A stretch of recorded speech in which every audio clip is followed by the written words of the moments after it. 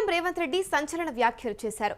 మళ్లీ తెరపైకి మంత్రివర్గ విస్తరణ వచ్చింది. ప్రస్తుతం అయితే రేవంత్ కేబినెట్ లోకి రంజిత్ రెడ్డి అంటూ ప్రచారం నడుస్తోంది. మున్సిపల్ శాఖ మంత్రి చేస్తాను అంటూ కూడా సీఎం ప్రకటించారు. రేవంత్ ప్రకటనతో ఇటు ఆశావాహుల్లో అలజడి నెలకొంది. ఇప్పటికే కేబినెట్ బెర్త్ కోసం విపరీతమైన పోటీ ఉంది. వరుసగా కూడా మంత్రి పదవి ఇస్తాను అంటూ నేతలకు సీఎం హామీ ఇచ్చారు.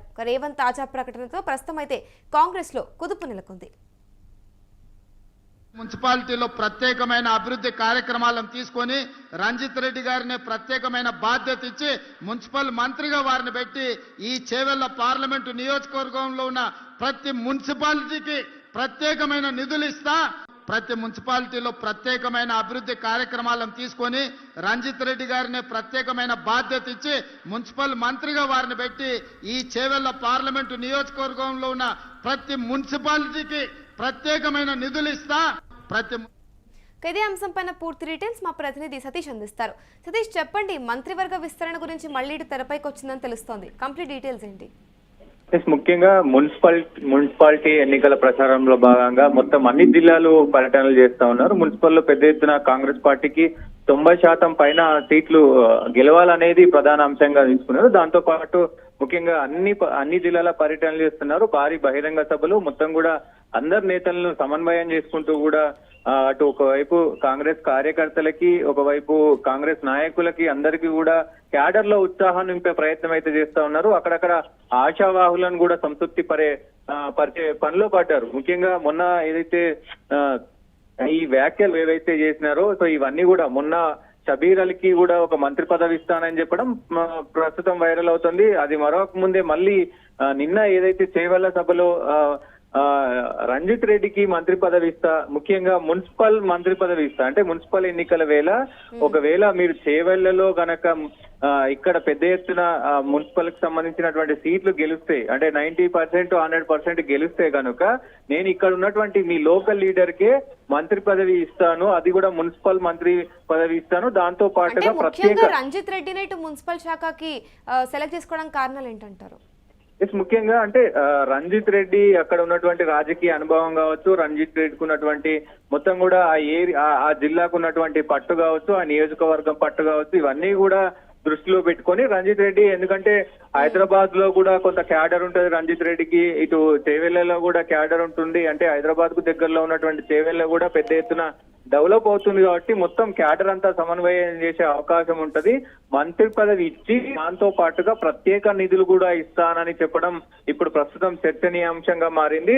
ముఖ్యంగా ఆయనకు మంత్రి పదవి ఇవ్వడంతో పాటు ఇటు ఎల్బీ నగర్ కు సంబంధించిన కాన్స్టిట్యున్సీ కావచ్చు, చేవెళ్లలో ముఖ్యంగా సబితా ఇంద్రారెడ్డి యొక్క ఆధిపత్యం ఉంటది.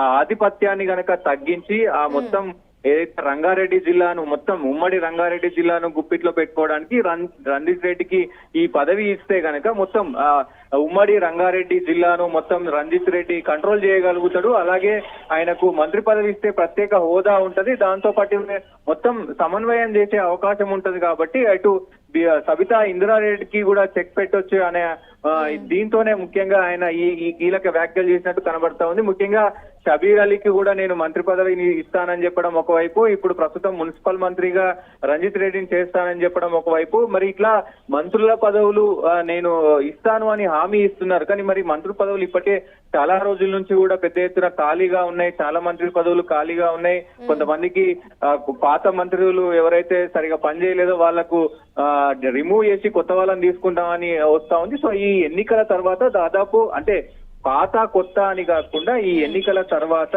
మంత్రి పదవి విస్తరణ అనేది కంపల్సరిగా ఉంటుంది అనేది కూడా ఇక్కడ మనం గమనించాలి. ముఖ్యంగా చూసుకుంటే మున్సిపల్ శాఖ రంజిత్ రెడ్డికి ఇవ్వడం పైన అయితే ఇటు ఆశావాహులు అలజడి నెలకొందని చెప్పాలి. అంటే వాళ్ళ పరిస్థితి ఏంటి అన్న ప్రశ్నలు అయితే ఇప్పుడు లేవనెత్తున్నాయని చెప్పాలి. దీని గురించి ఏమంటారు? డెఫినెట్ గా మున్సిపల్ శాఖ చాలా కీలకమైన శాఖ. ఎందుకంటే మున్సిపల్ కి సంబంధించి మొత్తం నిధులు కూడా పెద్ద ఎత్తున, ఎందుకంటే డెవలప్ ఉన్న ఏరియాలో మున్సిపల్ ఉంటది కాబట్టి, అంటే సిటీ ఏరియాలో ఇప్పుడు ఒక జిల్లా తీసుకుంటే దాదాపు ఏదైతే చేవెళ్ళనే తీసుకొని చేవెళ్ళలో ఓన్లీ చేవెళ్ళ పట్టణంలోనే దాదాపు ఈ మున్సిపల్ కి సంబంధించినటువంటి వార్డులు ఇవన్నీ కార్పొరేషన్ కౌన్సిలర్లు ఉంటారు. కాబట్టి మెయిన్ గా మున్సిపల్ శాఖకు సంబంధించి ఉమ్మడి 10 జిల్లాల్లో కూడా మొత్తం సిటీలకు సంబంధించి సిటీలోనే బిల్డింగ్లకి పన్నులు కావచ్చు, మొత్తం అన్ని ఆదాయం ఎక్కువ వస్తుంది కాబట్టి ఆ శాఖను టార్గెట్ చేసి ఆయనకు ఎక్కువ నిధులు కనుక ఇస్తే ఇటు ఆయనను సంతృప్తి పరిచినట్టు ఉంటది. దాంతో పాటు ఉమ్మడి రంగారెడ్డి జిల్లాను కూడా కంట్రోల్ చేయొచ్చు. దాంతో పాటుగా బీఆర్ఎస్ గా అటు బీజేపీ నాయకులను కూడా చెక్ పెట్టే అవకాశం ఉంటది. కాబట్టి ఒకవైపు ఎందుకంటే రంజిత్ రెడ్డికి ఈ పదవి ఇవ్వడానికి ముఖ్య కారణం కూడా ఎందుకంటే రేవంత్ రెడ్డితో అత్యంత సన్నిహితుడు రంజిత్ రెడ్డి, ఆయనతో చాలా సన్నిహితంగా ఉంటారు. దాంతో పాటు ముఖ్యంగా ఇద్దరి మధ్యలో కూడా చాలా అంటే బిజినెస్ కి సంబంధించిన లావాదేవీలు ఉంటాయి, బిజినెస్ కి సంబంధించిన కొన్ని పెట్టుబడులు ఇవన్నీ కూడా వీళ్ళిద్దరి మధ్యలో పెద్ద ఎత్తున ఉన్నాయి. కాబట్టి సో ఈ సాన్నిహిత్యం కాస్త మొత్తం కూడా ఈ పదవి ఇస్తే గనుక ఇంకా కొద్దిగా సమన్వయం చేసుకునే అవకాశం ఉంటది. సో ఆ సాన్నిహిత్యంతో అటు రంగారెడ్డి జిల్లాని కంట్రోల్ చేయొచ్చు, దాంతో పాటు బీజేపీని ఇటు బీఆర్ఎస్ ను కంట్రోల్ చేయొచ్చు, దాంతో పాటు ఇక్కడ మన క్యాడర్ ని మన ఇదిని కూడా పెంచుకోవచ్చు అనే ఇదాంతోనే ఇప్పుడు ఆయనకు ఈ హామీ ఇచ్చినట్టు తెలుస్తా ఉంది. ఏదేమైనప్పటికీ ఒకవేళ మంత్రి పదవి ఇస్తే మరి అక్కడ ఉన్నటువంటి సీనియర్ నాయకులు కావచ్చు వీళ్ళందరూ కూడా మరి ఎలా రియాక్ట్ అవుతారు అనేది చూడాల్సిన అవసరం అయితే ఉంటది అమూల్య. అంటే మరి ఇప్పుడు మంత్రి పదవికి సంబంధించి ఇక్కడ ఏదైతే ఇప్పుడు మంత్రివర్గ విస్తరణకు సంబంధించి స్పష్టమైన టైం లైన్ ఏమైనా ఇచ్చారా? డెఫినెట్ గా ఇప్పటికే గతంలోనే ఆయన హుకుం జారీ చేశారు. సో ఇప్పుడు ప్రస్తుతం ఎవరైతే కొత్తగా ఎన్నికైనటువంటి డీసీసీలు ఉన్నారో అంటే డిస్ట్రిక్ట్ సంబంధించినటువంటి కాంగ్రెస్ కమిటీ మెంబర్స్, సో వాళ్లకు ఇప్పుడు ప్రస్తుతం ఇన్ఛార్జ్ మంత్రులకు 17 మంది ఇన్ఛార్జ్ మంత్రులు ఉన్నారు మున్సిపల్ ఎన్నికలకి.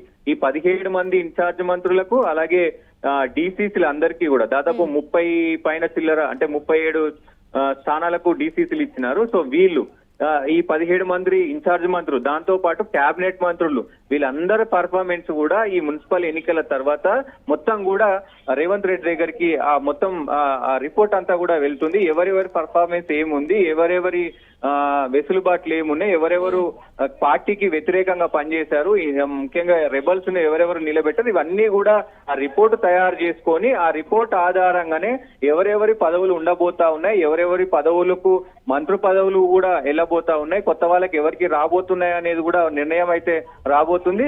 ఈ మున్సిపల్ ఎన్నికల తర్వాత ఖచ్చితంగా మంత్రి పదవి విస్తరణ అయితే ఉంటది అని మొత్తం కాంగ్రెస్ వర్గాలు కూడా చెప్తున్న పరిస్థితులు కనబడుతున్నాయి Amulya. Right, thank you Satish.